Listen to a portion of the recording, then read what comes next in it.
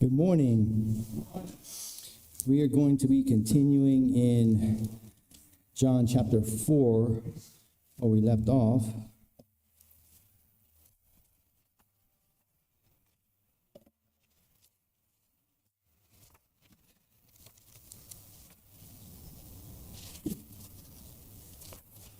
And before we get started with class, I'm going to ask our brother Lupe to lead us in the opening prayer.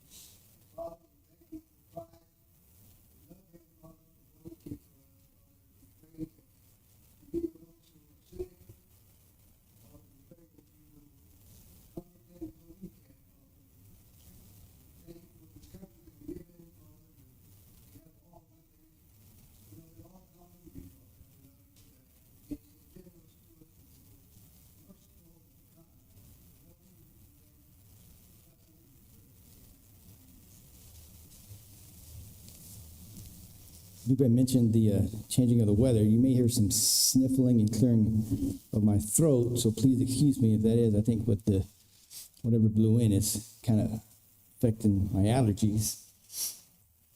But we'll make it through it. John chapter 4, and we left off, I believe it was around verse 43. We had been talking about the Samaritans. And then verse 43, John chapter 4. Now, after the 2 days he had departed from there and went to Galilee, because they had asked him Jesus to stay for some time, and he stayed a couple of days. For Jesus himself testified that a prophet has no honor in his own country. So when he came to Galilee, the Galileans received him, having seen all the things he did in Jerusalem at the feast, where they also had gone to the feast. So we had mentioned, we talked briefly about that, that statement that was made there, that a prophet has no honor in his own country. But then the next verse mentioned that they had accepted him. But one of the big reasons for that we see that they were accepting him was because of the miracles and the signs and miracles he was performing. Unlike the Samaritans, which was accepting him based off his teaching. And then we'll see also that they, do reject him as well. So I believe that plays a part into that statement there in verse 44. But we're going to pick up here with the second sign that we see, the last part of chapter 4. And we'll begin in verse 46. And I'll read through the end of the chapter, and then we'll discuss this sign that takes place here, beginning in verse 46. So Jesus came again to Cana of Galilee, where he had made the water wine, and there was a certain nobleman whose son was sick at Capernaum. When he heard that Jesus had come out of Judea into Galilee, he went to him and implored him to come down and heal his son, for he was at the point of death. Then Jesus said to him, "Unless you people see signs and wonders, you will by no means believe." The nobleman said to him, "Sir, come down before my child dies." Jesus said to him, "Go your way, your son lives." So the man believed that the word of Jesus spoke to him, and he went his way. And he was now going down, and as he was now going down, his servant men met him and told him, saying, "Your son lives." Then he inquired of them the hour when he got better, and they said to him, "Yesterday, at the seventh hour, the fever left him." So the father knew that it was at the same hour in which Jesus said to him, "Your son lives." And he himself believed, and his whole household. This again is the second sign Jesus did when he had come out of Judea into Galilee. So we see, like, while they're at Cana of Galilee, a nobleman, right? He's present who had a sick son at Capernaum, and when he realized that Jesus was there at Cana, he went to visit him, right, in order to make this request of Jesus, because he had heard of Jesus and these signs and what he was doing, and he came down to see if Jesus would heal his son, to make requests of Jesus to see who would come down and heal his son, and he's aware of the condition of his son, that he is, at the point of physical death. And in verse 48, Jesus says, unless you see signs and wonders, you will not believe. And that you is plural there. Some, like my translation says, you people. Some, it may not say you people. But Jesus isn't just addressing him. He's addressing,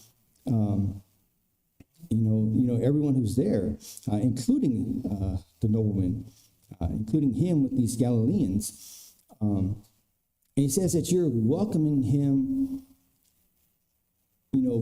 only because of these signs that he performs. And I think by Jesus saying that, what he's doing is he's reinforcing this idea, this notion that, there's something more important than this physical realm. There's something more important than life itself. And we saw that in the previous chapters where there is, with these discussions he has, that there is this, hookup on the physical. And Jesus is trying to get, people get their minds to start thinking about the spiritual.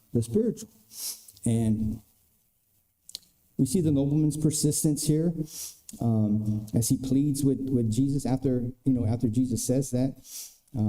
He says, sir, come down before my child dies. And I think, any parent would probably be just as persistent if you see a way that, your child may be saved, right? If they're on the brink of death, and there's hope, there's an opportunity that they could be saved. So that persistence is understandable.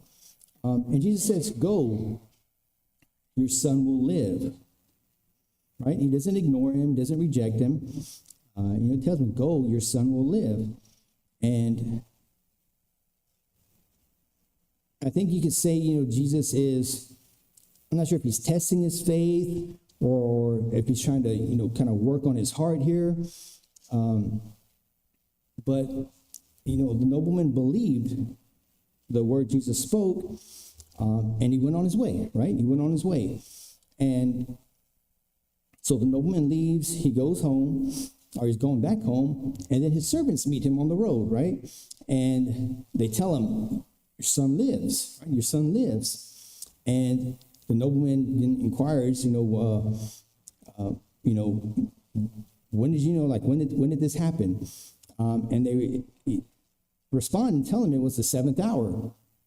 And the very hour when Jesus said the words, your son will live.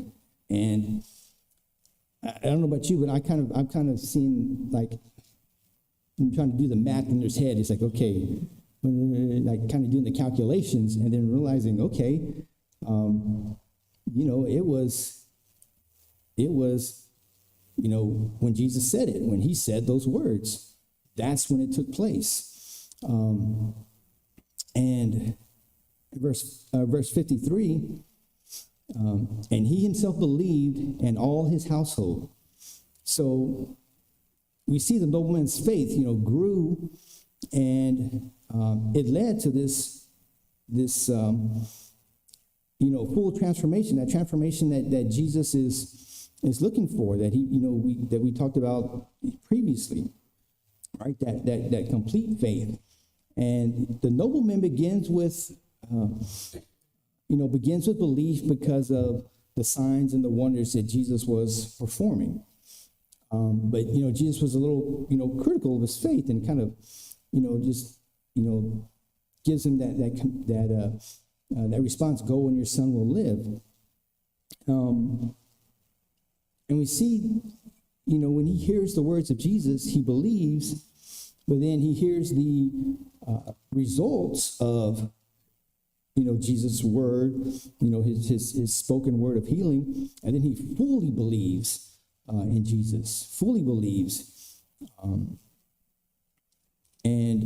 it leads to him and his whole household believing. And when you think back about what we just looked at previously, when we were looking at the Samaritans, there's almost somewhat of a similar pattern that we see there. We look at verse 39,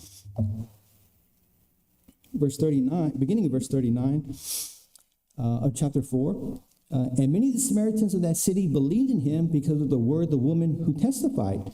He told me that all that I had ever did. So when the Samaritans had come to him, they urged him to stay with them, and he stayed there 2 days. Verse 41, and many more believed because of his own word. Then they said to the woman, now we believe not because of what you said, for we ourselves have heard him, and we know that this is indeed the Christ, the Savior of the world.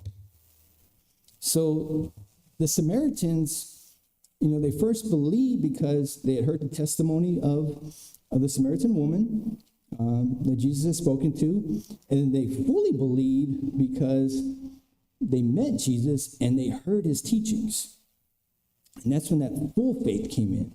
And I think John is showing us here that we need to go beyond that beginning point of belief that so many people have, that just that first belief that I believe in Jesus, but then it stops there. And I think, some of this that we're seeing here is that we've got to go beyond that initial, that initial belief, that initial, mental acceptance or ascension that, believing in Jesus, but it goes beyond that. Look at James.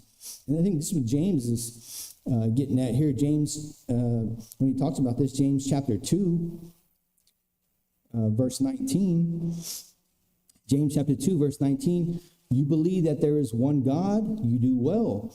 Even the demons believe and tremble, right? Even the demons believe and tremble. So, the demons believe, but we know it's not a saving faith, but there's that belief there, there's that acceptance, but they're not saved.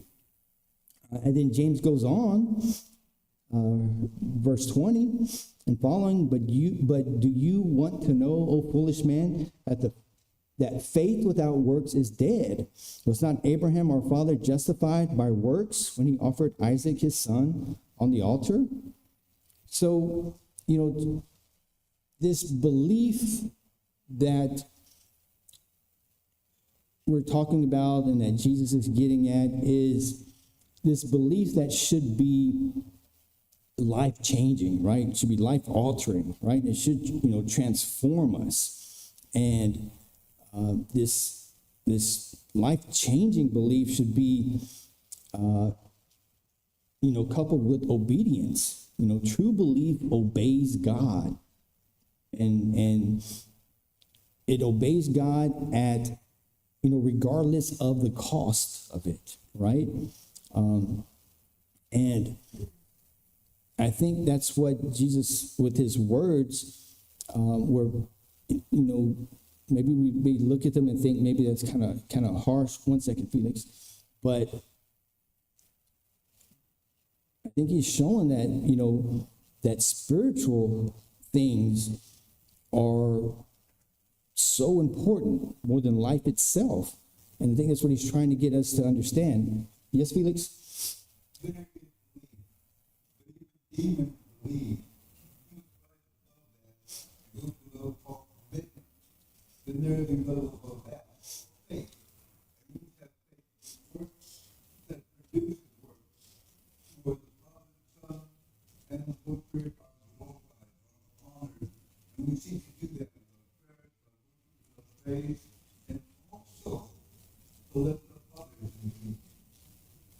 Yeah, and that's seen by our works. Yeah, definitely seen by our works. So again, true belief is obedience. It obeys God.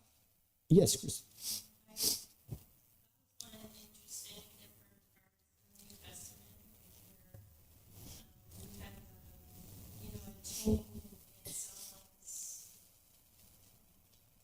Realization of the Christ, and where it says, and his own household, see that Cornelius,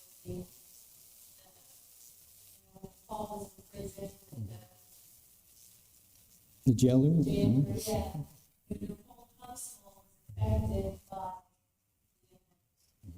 So, the leader of the home, how important the belief system is in the leader of the home.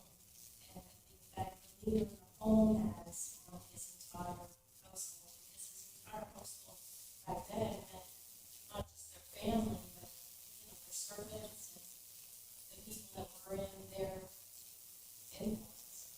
Right. And I think it also maybe sheds a little light on those that, maybe they were the right example for their family. They had the right influence. If they had this experience, they believe, and then they get their household to believe as well. And I think it speaks to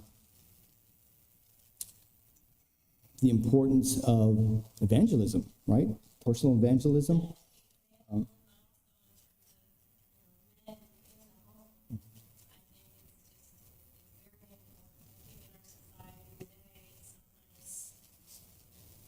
Men shirk that responsibility for that role, but I think that you see here that role is significant.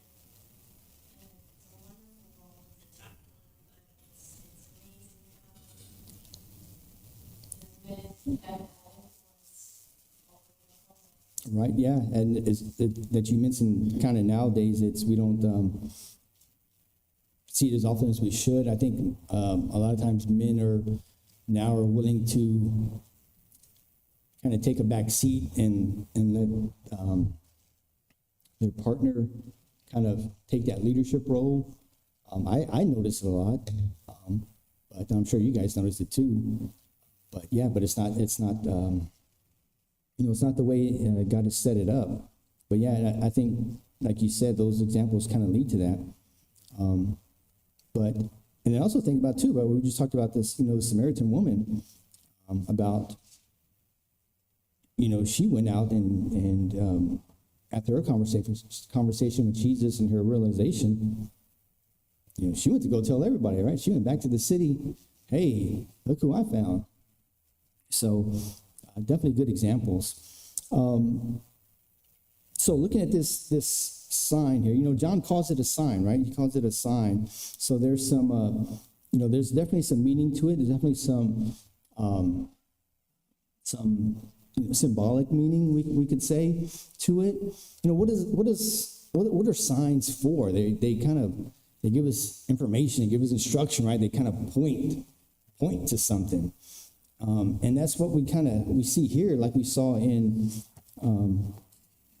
the previous sign. Jesus goes to Cana in Galilee. We had that first miracle where he turned water to wine.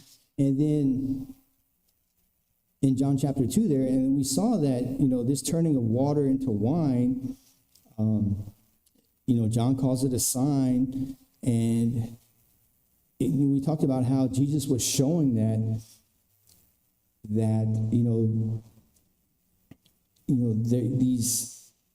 these blessings of God are greater and superior and more abundant than the blessings that were found in the law of Moses. And that's kind of what we kind of brought out from that first sign. And he says, this is a sign. He calls this the second sign. And we see that Jesus, just his words, just his spoken words are enough to do what God can do, to give life, right? To give life. And then there's kind of we see that emphasis on that word live in this section of scriptures in verses 50, 51, and 53. And this may vary depending on your translation. I'm reading out of the New King James Version. But verse 50, Jesus said to him, "Go your way, your son lives." Verse 51, and he was now going down. His servants' men met him and told him, saying, "Your son lives." In verse 53, so the father knew that it was at the same hour in which Jesus said to him, "Your son lives." So we have this repeated use of this word live. But we see that Jesus has the power to give life, right? Jesus has the power for life by his very words, right? By his very words, the nobleman's son lived.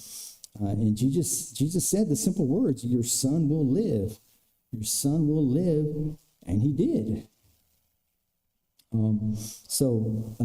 Yes, Lupe?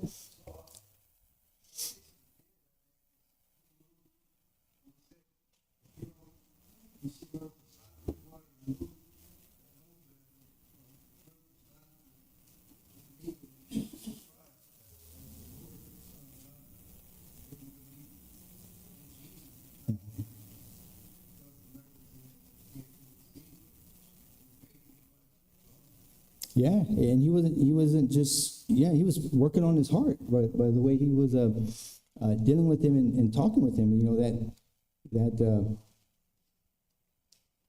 Of course, that the sign of the miracle is on his son, but it really worked on the nobleman's heart, his faith, definitely. And then again, I think the way Jesus, at first initially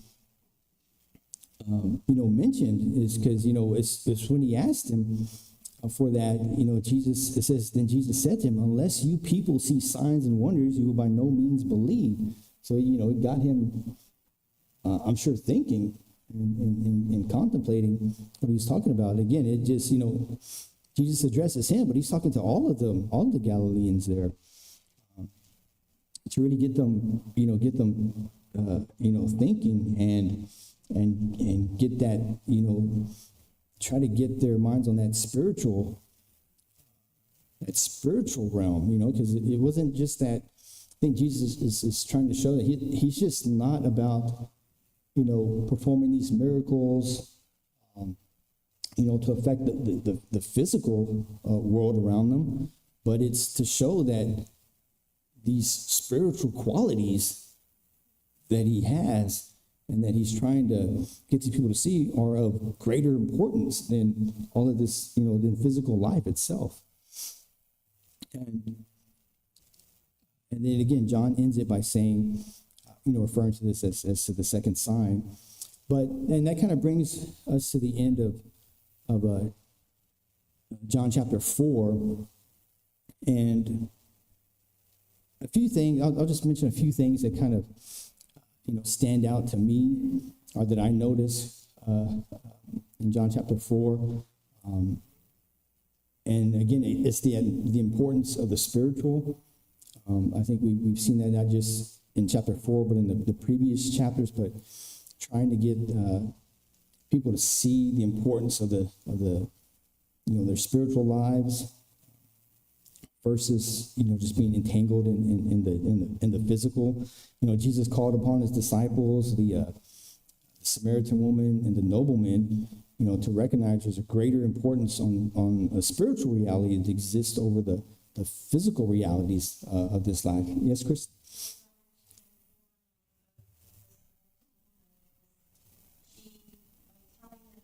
Miracle that she performed in her life,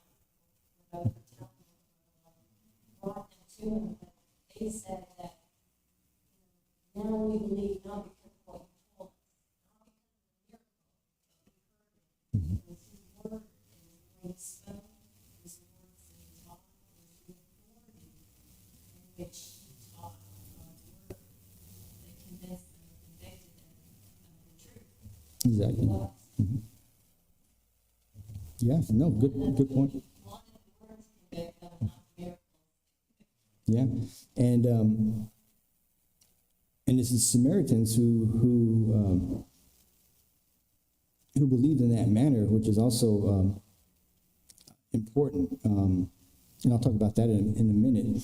And we talked about this last time. Also, was I noticed the sense of urgency. Putting spiritual first. And I think sense of urgency is always something that sticks with me because I had. When I got out of college, I remember the first place I worked, one of the big things when we got hired on was sense of urgency. And they gave us it was a book. And I forget what the book was called. It had something to do with sense of urgency, but that's what it was all about sense of urgency. And they wanted you to do everything pertaining to your role with the sense of urgency. And, not putting things off, but to address things now and to handle things now, and to understand the importance of your role in getting things done. And that sense of urgency is something that sticks out to me there, especially when we see that Jesus was wearied, and, they had been traveling, and, he's thirsty, but, he spoke to the Samaritan woman first. Right? Had that conversation with her. And then she goes her way. And we also know that he's hungry. And they come back, the disciples come back with food, but he doesn't start eating. But he starts teaching the disciples, right? He uses food in his teaching as an example, right? To get them thinking about spiritual things. Again, I think it shows the urgency because, again, he's, it just sticks with him. He's wearied. He's tired. He's beat. They were traveling, and it would have been easy for him to, drink, get a drink of water, eat the food, and try to teach at this time. But we don't see that. We see him teaching the woman and then teaching the disciples. And then we see that, I think, also the sense of urgency with the Samaritan woman. We talked about this too, where she had a task to do. She had to get water, and that was important, She may have been thirsty, needed to take it back for other people or who knows what, but, all of that was just forgotten about once she spoke to Jesus, realized who he was, and then it's like, okay, I got to go tell people about him, right? Leaves the water pot behind. Right? And you see how kind of insignificant that task was and what he was doing compared to realizing, the condition that we're in and that, he's the Messiah. And like, I got to tell this to people. I got to share this with people. And I think about, man, how often am I focusing on, things of this world, things that are really, in the grand scheme of things, not very important when it comes to saving souls, but, am I really doing all that I should? Am I really putting the importance of sharing the gospel with everyone versus mundane tasks that come up, all the time? And, that's I think that's a good question for all of us to kind of ask ourselves. And then the contrast too. I noticed the contrast between the Samaritans, and we saw between the Samaritan woman and Nicodemus, and then the Samaritans and the nobleman, that Jesus took time for each one of these, and we saw Nicodemus, the educated ruler, and a man versus the Samaritan who was adulterous, and a woman and a Samaritan, and the way the Jews, we talked about the way the Jews viewed them, but Jesus had time and made time to teach each one of them, and has compassion for all of them, and that's something that I think we need to look at too. Is like not to try to vet people for who we share the gospel with. It's for all. It's for everyone. And it's no mistake that it's in here showing that the Samaritans are the ones who believed with Jesus' teaching, right? Not seeing a sign, not seeing a miracle, but by his teaching. And I think that really stands out to me. But Jesus didn't ignore any of them. He had time for all of them. And that's kind of what I noticed in chapter 4. James, did you want to?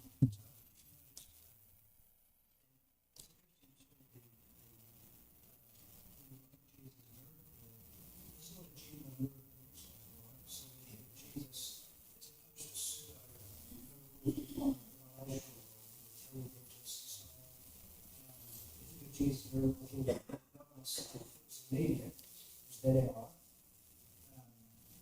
That he was healed. This is when we were on the days of recovery. It was he was and he was responded to.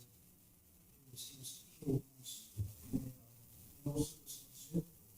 He was evidence of forgiveness. He was none of these identifying we can heal the genuine miracles that Jesus the apostles. We're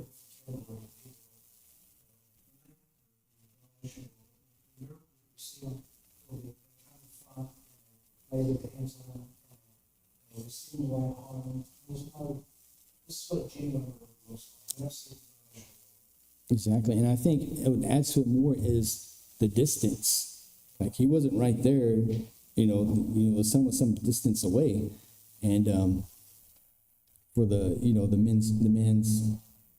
man's servants to come and tell him or meet him and say he's healed.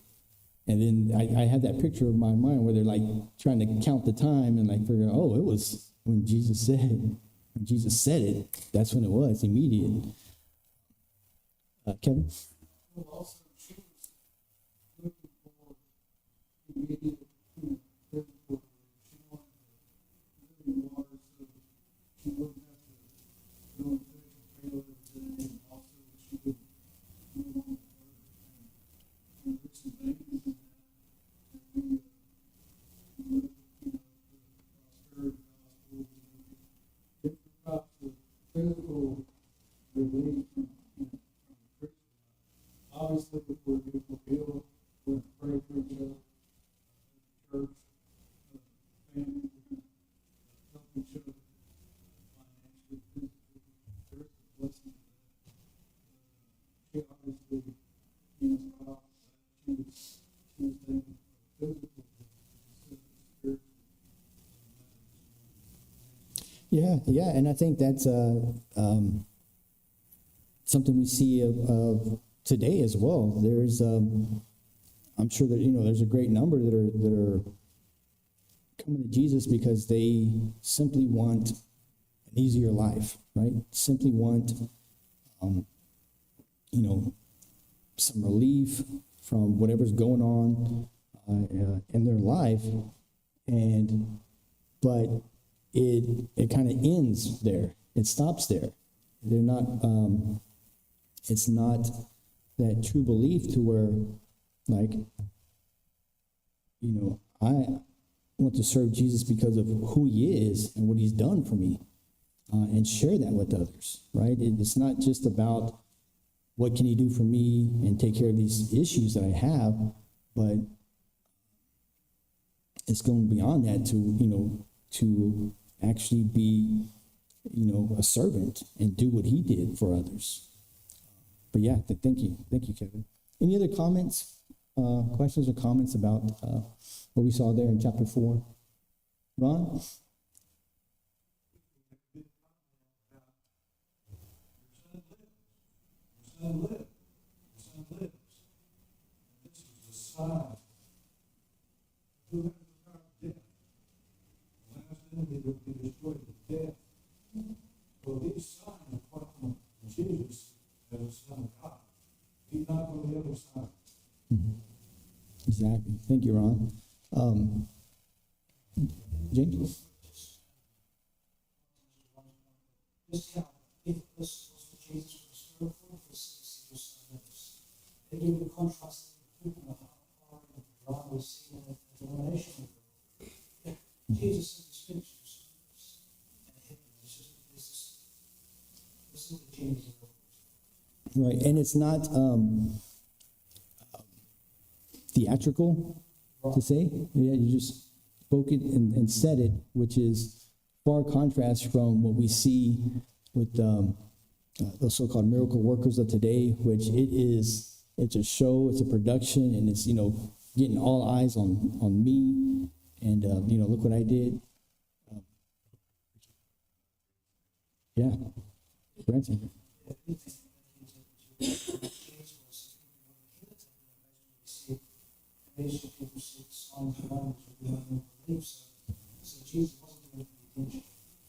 Right. Quite the opposite of what we see now. Yes, Jeff. They'll say, "Oh, I tried, he didn't answer." Or they look for, if it doesn't work out, they bail out. So that's a thing that you see a lot too. I tried to serve God, and I asked him to live. He didn't answer my prayer. Right. Yeah, it is. And I think it shows a really small faith on our part when we do that. And so often, how often, we don't always know the grand scheme of things, and how often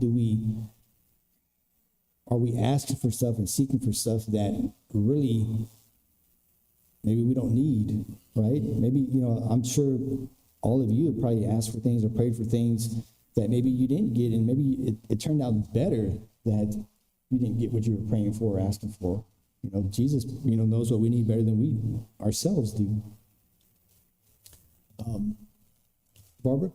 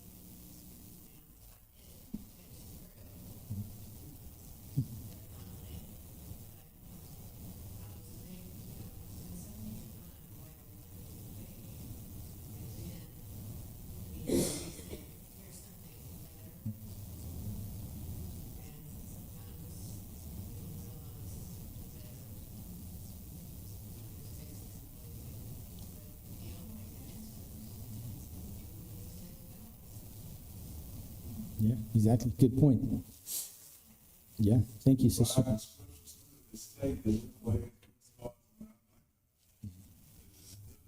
Exactly.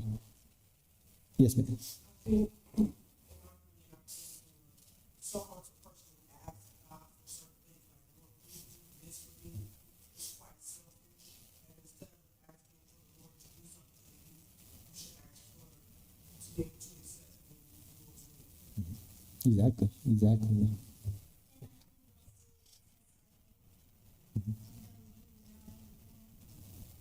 Mm-hmm. Mm-hmm.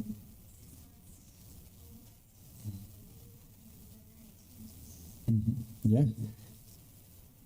And we got a lot of, I think each of us got a lot more patient because of it. A lot stronger and a lot more patient too. All right. Any other comments? That pretty much is our time. Oh, yes, ma'am.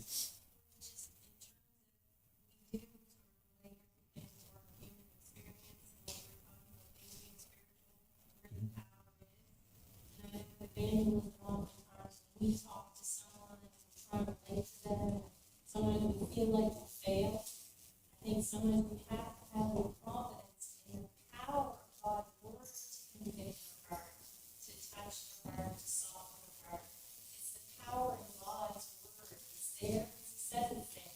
And it's not us. It's just learning how to deliver it, but having the confidence that there is power in God's word. Yeah, exactly. There may not be an immediate response, but that person's heart may not be right at that time, but maybe 6 months, a year down the road, they are ready and they will remember that. And then that seed may take fruit at that point. Yeah. Oh.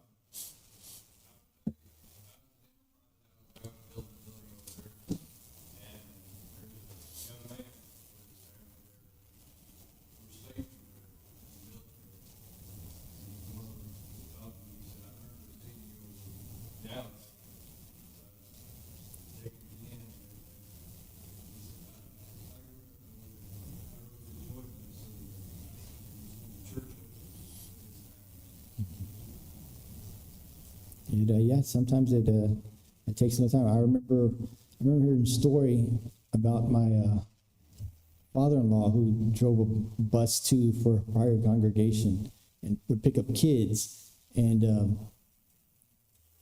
one of those kids later on making a comment just out of the blue or posted online or something that he remembered Lupe going to pick him up as kids and how encouraging and uplifting that was, and he still thinks about that to this day. So yeah, we do, makes lasting impressions on people that we may not realize. Thank you for your time, guys. I think we're out of time here.